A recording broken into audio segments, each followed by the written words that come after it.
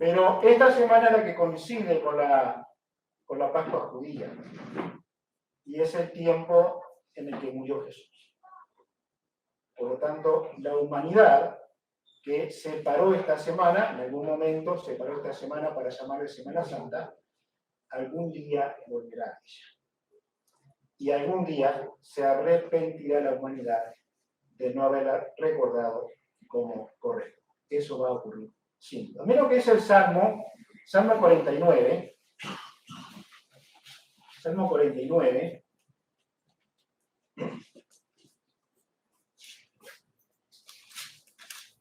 Y me gustaría que prestaran mucha atención, si no tienen Biblia, tal vez alguien pueda acercarse, pero no es lo más importante, sino que pueda escuchar, que pueda atender, ¿sí?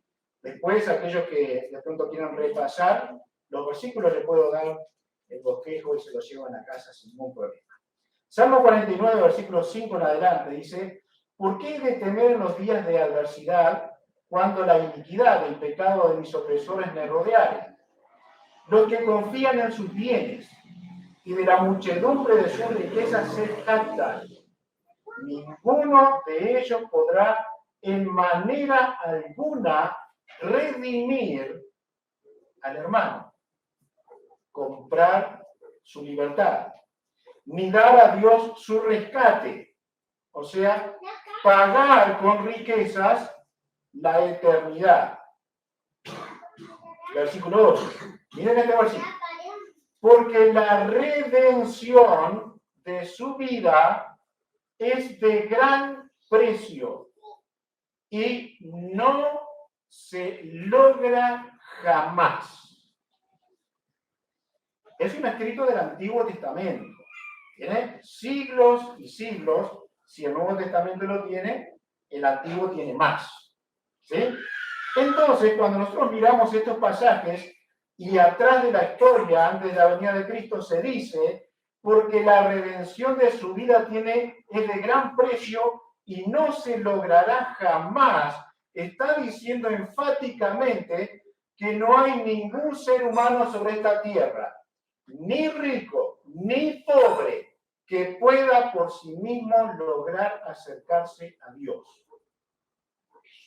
Eso es lo que está diciendo básicamente. ¿Sí? Y miren por qué no puede redimir su alma, o para qué. No la puede redimir, no lo logrará jamás, para que viva en adelante para siempre y nunca vea corrupción.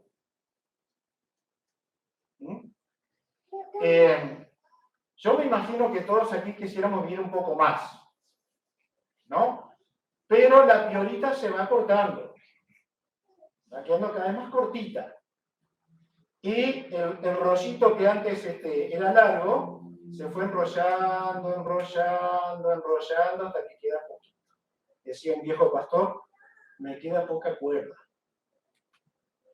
Y le quedaba poca. Partido para estar con el Señor. Ahora, cuando miramos estos pasajes, y algún versículo más, por ejemplo, versículo 11 y 12, aquí también, su íntimo pensamiento, tal vez lo que está pensando alguien aquí: yo tengo riqueza, o tengo poder, o tengo salud, o tengo capacidad, tengo intelecto, por lo tanto, a mí no me va a encontrar la eternidad desprevenida. ¿Sí? Yo tengo con qué pagarle a Dios.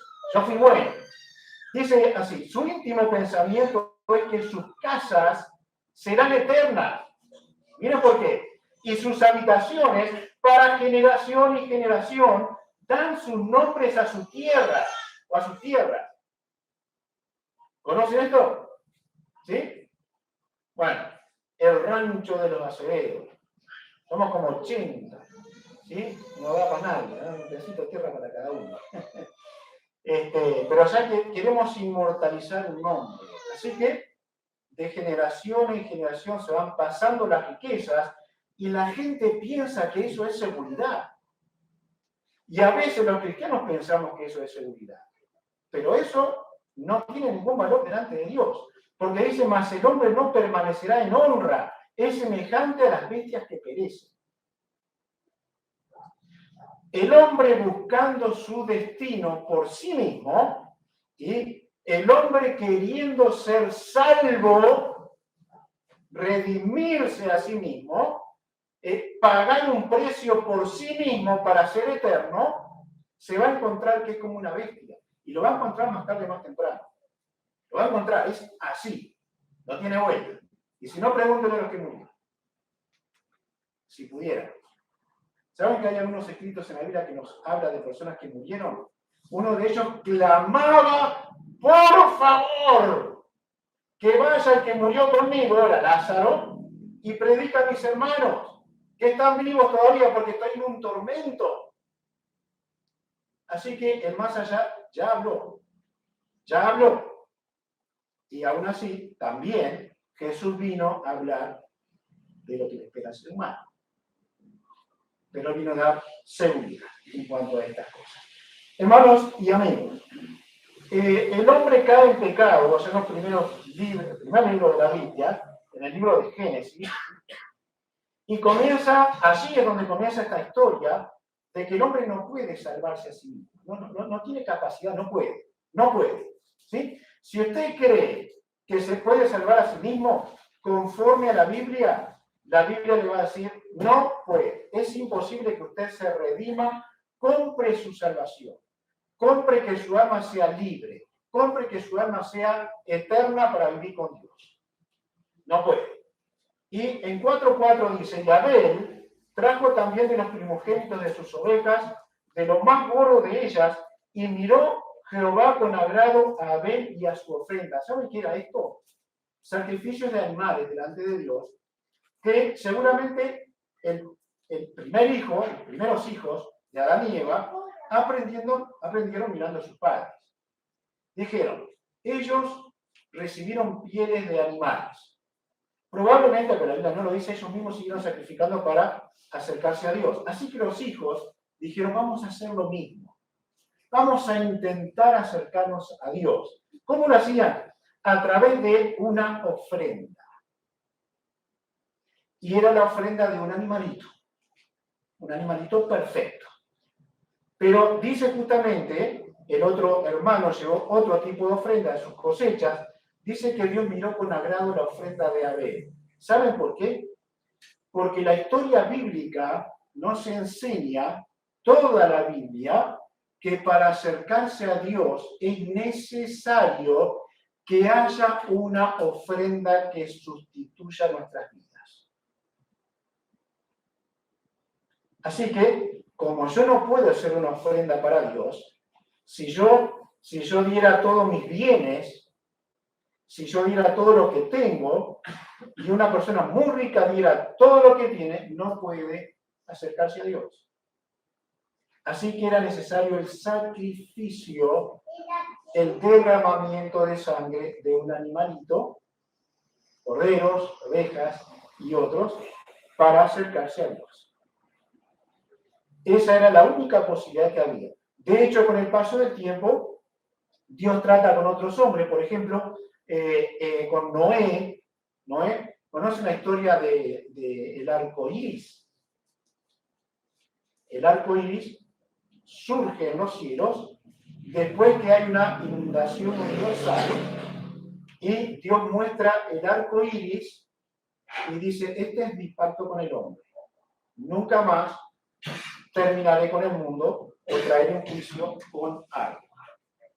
Nunca más el mundo, todo será inundado. Y allí cuando termina el diluvio, lo que hace Noé, baja de aquel arca que Dios le dijo que creara, que edificara, baja los animalitos, toma de algunos de esos animalitos que llevaba de más y los sacrifica a Dios. Otra vez un sacrificio de un animalito, derramamiento de sangre para acercarse a Dios. Una ofrenda de sangre para acercarse a Dios. Luego, un poco más adelante, trata con un hombre llamado Abraham. Tal vez este hombre es conocido para algunos de ustedes. Espero que para la iglesia sí. En el versículo 7 dice, 12:7, y apareció Jehová a Abraham y le dijo, a tu descendencia daré esta tierra. Tal vez escucharon la tierra prometida. Esto es lo que estaba prometiendo Dios aquí. Y dice, y edificó allí un altar a Jehová, quien le había aparecido. Y el versículo 8 también dice, y edificó, pasando a otro lugar, allí altar a Jehová, e invocó el nombre de Jehová. A través de la historia bíblica, siempre se necesitó un sacrificio de sangre para acercarse a Dios. Era la mejor opción. Y más adelante todavía, en Éxodo capítulo 12, es donde nace lo que hoy conocemos como las fiestas de Pascua. ¿Sí? La fiesta de Pascua, la semana de Pascua. En Éxodo capítulo 12, 3 al 5, en este caso, Dios lo que hace es una institución del sacrificio. Él elige a una nación para ser suya, Israel, y les dice como estatuto, como un mandamiento permanente, tienen que hacer esto para recordar que yo los saqué de la esclavitud. ¿Y qué tenían que hacer? Miren, versículo 4. Más si la familia fuera pequeña, 3. Hablaba a toda la congregación de Israel, diciendo, en 10 días de este mes, tómese cada uno un cordero. Pero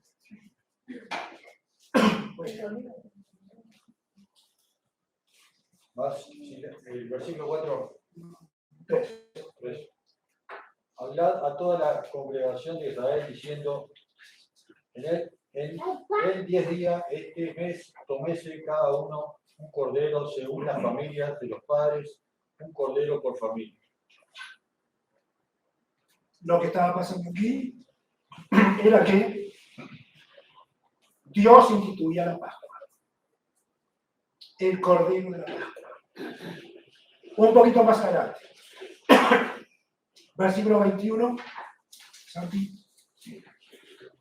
Dice, y Moisés convocó a todos los ancianos de Israel y les dijo, sacad y tomaos corderos de vuestras familias y sacrificad la Pascua. Sacrificar la Pascua.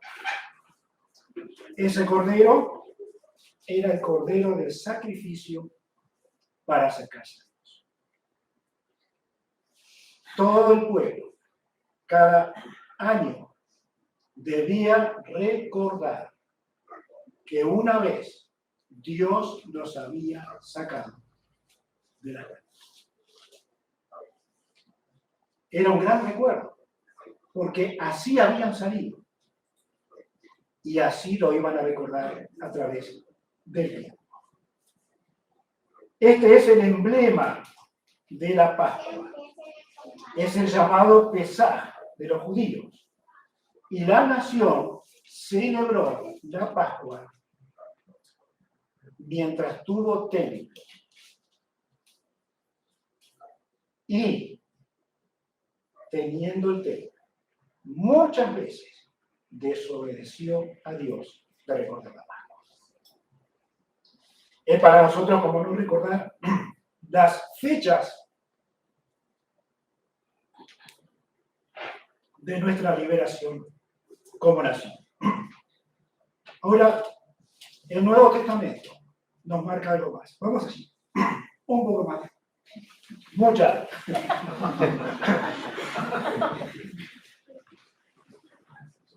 Esto no va a salir en internet. Mucha. Juan capítulo 1. Les voy a pedir que lean. Así esto descansa un poquito. Versículo 14 y 16 y 17. Por favor, los varones estén prontos y lean fuerte.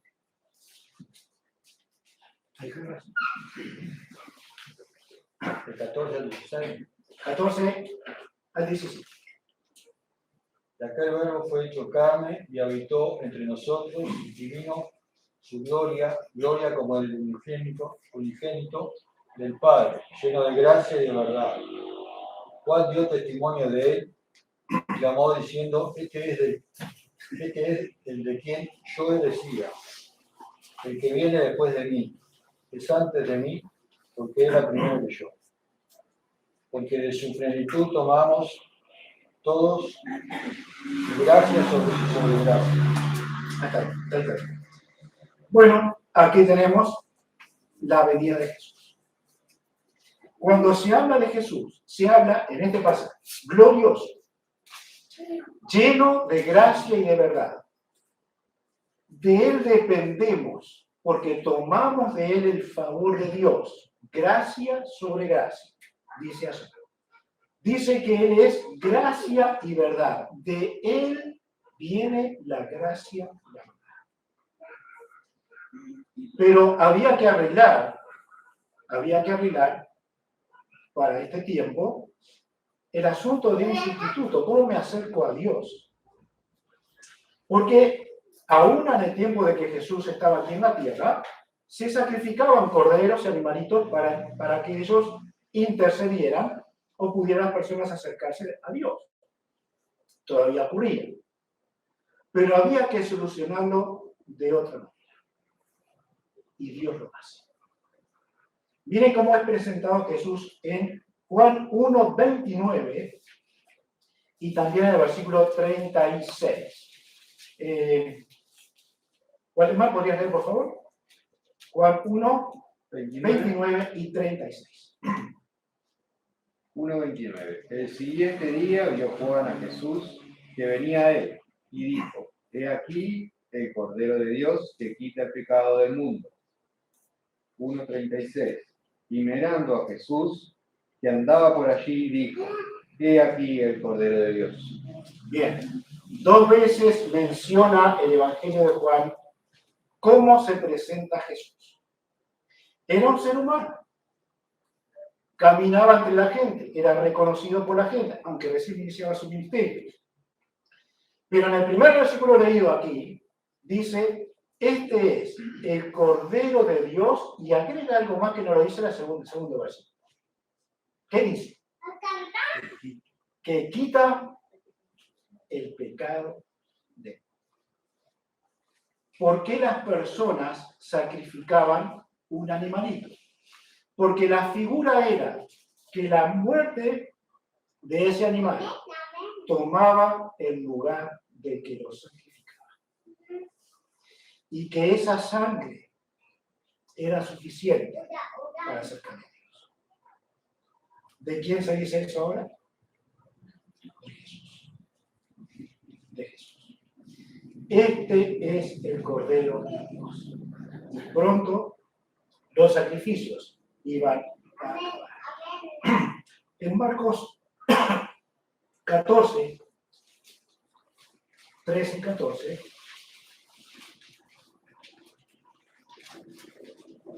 prometan que se van a acordar de mí toda su vida. Este día no lo van a olvidar, ¿no? Yo paso. Marcos 14, 13 y 14. Miren lo que dice Jesús, ya casi finalizando su tiempo vivo aquí en la tierra, ¿sí? Antes de morir. Leemos 14, 13 y 14. Por favor. Rapidito. Y envió 2 de sus discípulos y le dijo: id a la ciudad y os saldrá al encuentro un hombre que lleva un cántaro de agua, seguidle, y donde entrare decir: el señor de la casa, el maestro dice: ¿dónde está el aposento donde debe comer la Pascua con los discípulos? Muy bien. ¿Dónde voy a comer la Pascua? Iba a celebrar lo que todos los judíos celebraban. Iba a celebrar. Ahora, en otro evangelio, mencionando el mismo acontecimiento, dice: ¿cuánto he deseado comer con vosotros la Pascua? Jesús anhelaba celebrar como un hombre judío que Dios había liberado a su nación. Pero pasaba algo más. Ahora él fue llamado el Cordero de Dios que quita el pecado del mundo. Y él iba a participar de la última Pascua en su vida. La última celebración. ¿Por qué sería? ¿Por qué sería? Miren lo que dice la palabra de Dios en 1 Corintios 5, 7. 1 Corintios 5, 7, si hay lo.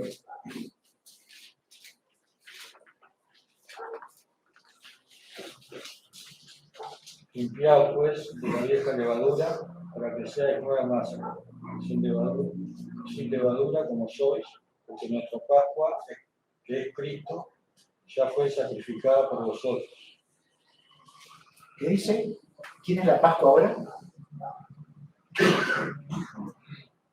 Cristo es el Cordero de la Pascua. Es aquel que fue sacrificado. Y ahora, como el único que puede hacer efectivamente lo que un sacrificio hacía antes. Acercarnos para siempre. Para siempre. Acercarnos a Dios. Entonces, si Cristo es nuestra Pascua, Dios proveyó el sacrificio. Dios proveyó. Mucho tiempo la nación de Israel desobedeció y no sacrificó, no recordó. Por muchas veces. Pero nosotros celebramos la verdadera. Cristo es nuestra Pascua. Él dio su vida, Él se sacrificó para salvar. Dice la palabra de Dios hablando del Mesías, que es Jesús, Isaías 53, como cordero fue llevado al matadero. Igual que los sacrificios que se hacían, Jesús fue llevado al matadero, a la cruz del Calvario.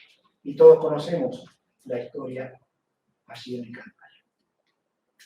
Queridos hermanos y amigos, el sacrificio provisto por Dios en el Señor Jesucristo hizo que Él tuviera que participar de carne y sangre para llegar a ser un sacrificio. Dios hecho carne, el Señor Jesucristo. Dice 3 veces en 2 versículos, en Hebreos capítulo 10, mediante la ofrenda de su cuerpo. Mediante la ofrenda de su cuerpo. Mediante la ofrenda de su cuerpo. Por eso el salmista podía decir, aquel que dice, yo puedo comprar mi redención, está equivocado. Yo puedo comprar mi salvación, está mal. Yo soy bueno, por eso voy al cielo, está mal. Porque eso quiere decir que yo soy suficiente para ganarme la salvación. Y Jesús queda mal. Se rechaza a Jesús. ¿Es bueno eso? No es. Por supuesto. Vamos a leer Hebreos 7, 24 y 25. Michael, querido, ¿vas a leer o me traes agua? Tráeme agua. Hay más problema. Por favor, se le puede leer. Hebreos 7, 24 y 25. Mas por cuanto permanece para siempre, tiene un sacerdocio inmutable, por lo cual puede también salvar perpetuamente a los que por él se acercan a Dios, viviendo siempre para interceder por ellos. ¿Nos damos cuenta? Puede salvar perpetuamente. Puede salvar. Es el único que salva. Si usted tiene algún poquito de confianza en sí mismo, de por lo que usted es, va a ir un día al cielo, olvídese. Olvídese. Porque estará condenado para siempre.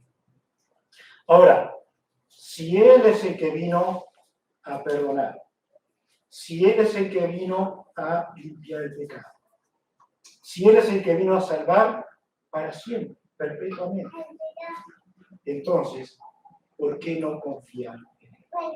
¿Por qué no creer de todo corazón? En 1 Pedro 1, 19 y 20,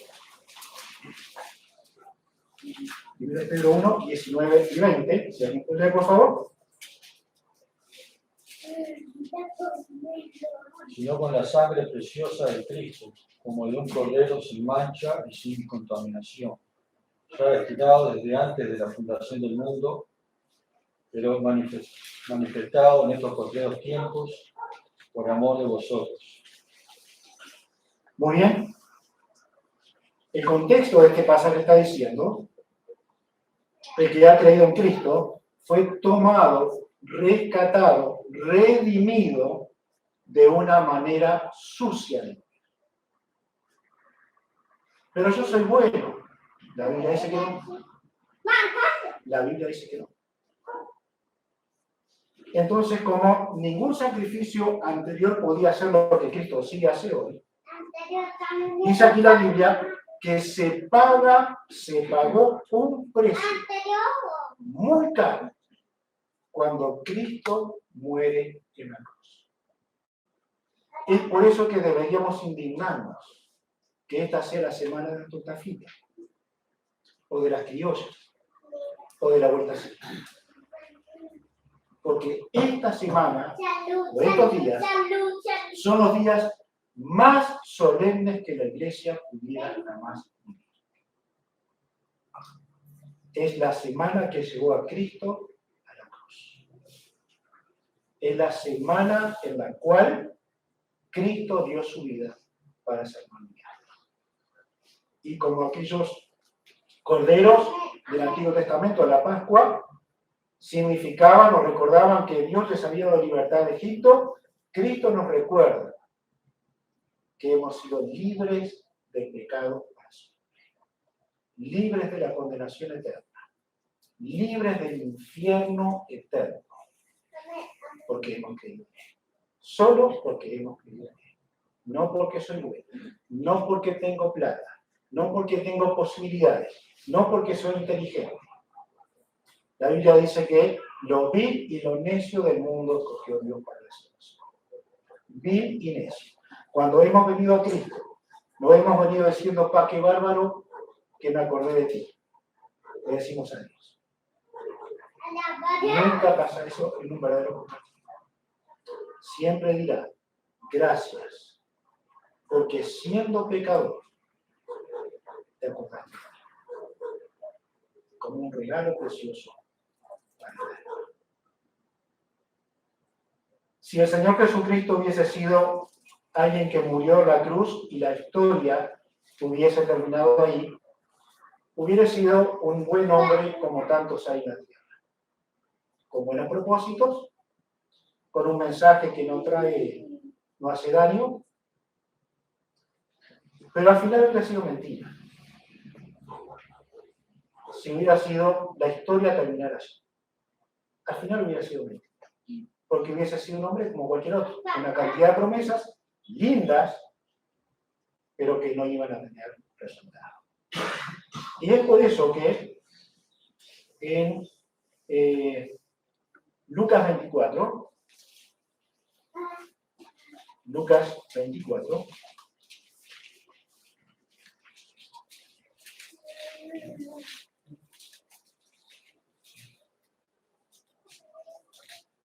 creo que fue el pasaje que leyó Juan Carlos. Era Mateo 25. Bien, vamos a Lucas 24. Versículos 5 al 7.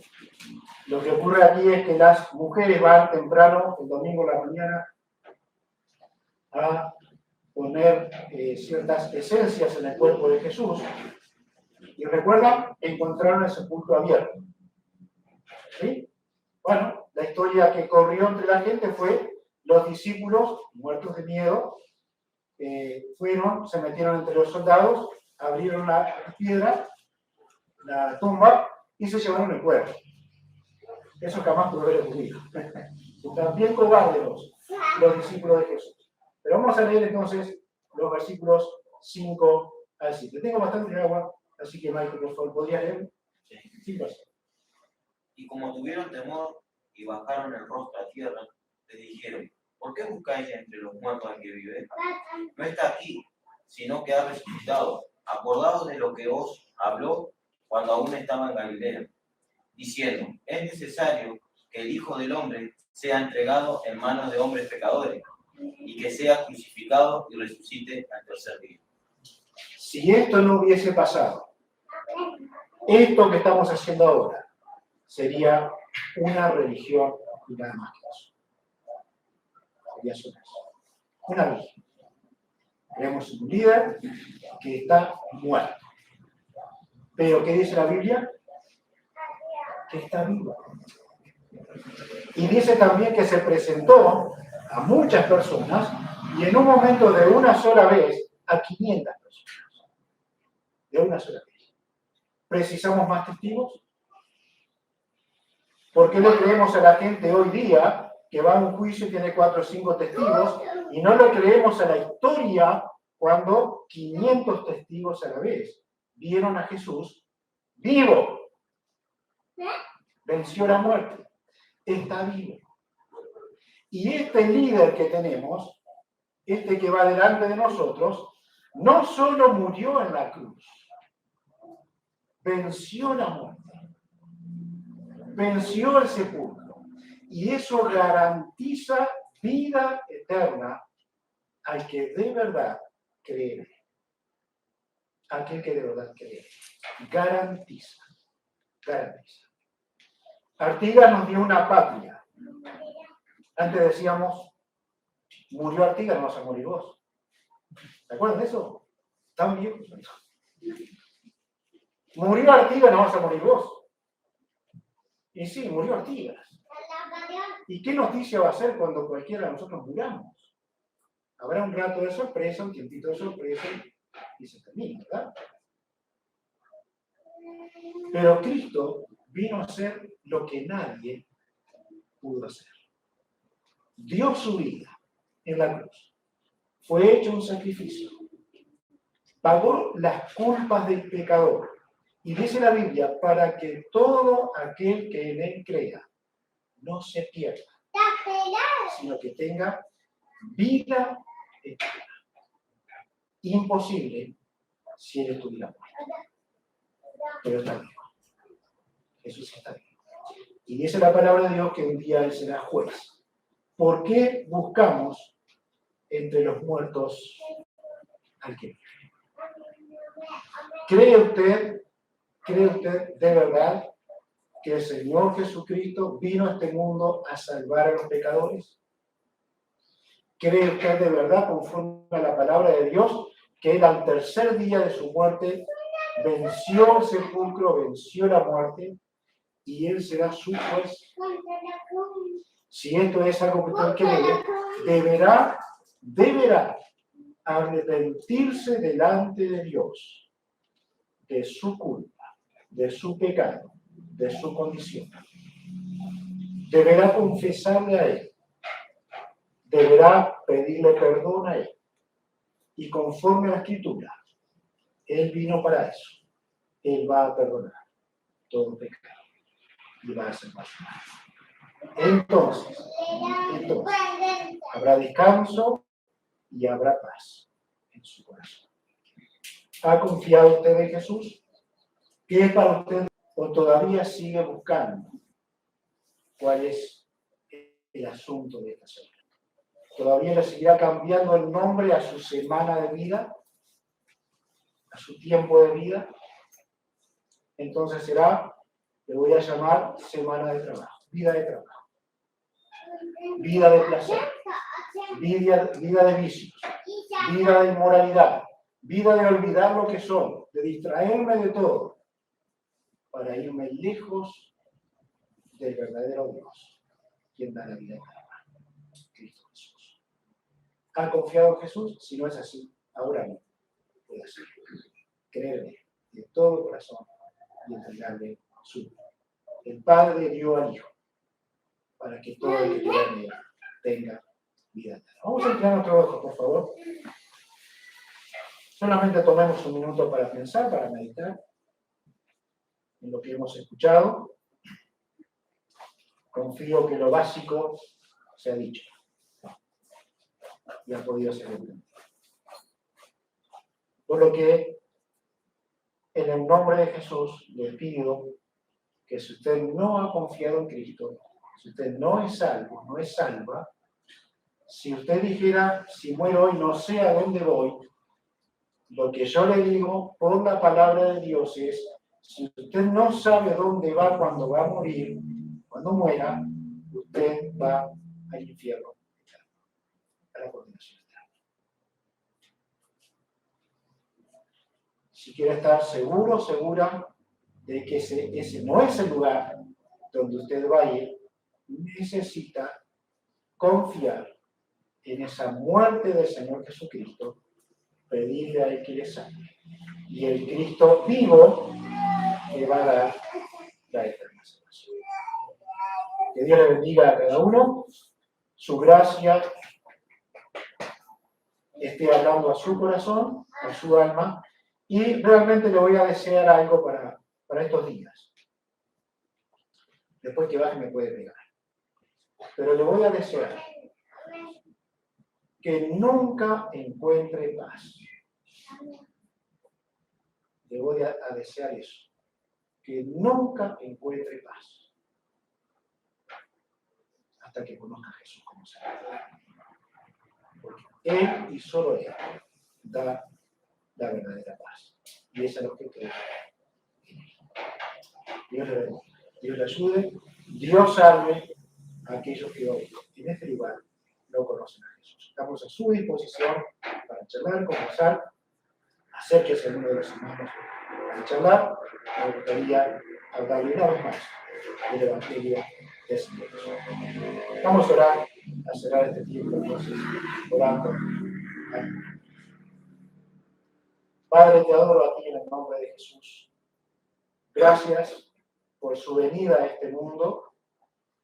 Gracias por haber dado su vida a la cruz del Calvario. Y gracias porque Él es el único que da el perdón del pecado. A eso vino, a dar vida, a comprar, a redimir el alma de aquellos que creen en Él. Creemos en ti, Señor, y oramos que haya almas hoy en este lugar que reciban esta eterna salvación. Para la gloria de tu nombre. Tú puedes dar quebrantamiento y eres tú quien puedes dar la convicción de pecado, convencer de pecado, el Espíritu de Dios. Por lo tanto, te pedimos a ti que obres en cada vida, en cada corazón, para que hoy sea el día de la salvación eterna de su alma. Gracias, Padre. Oramos a ti en el nombre de Jesús. Amén.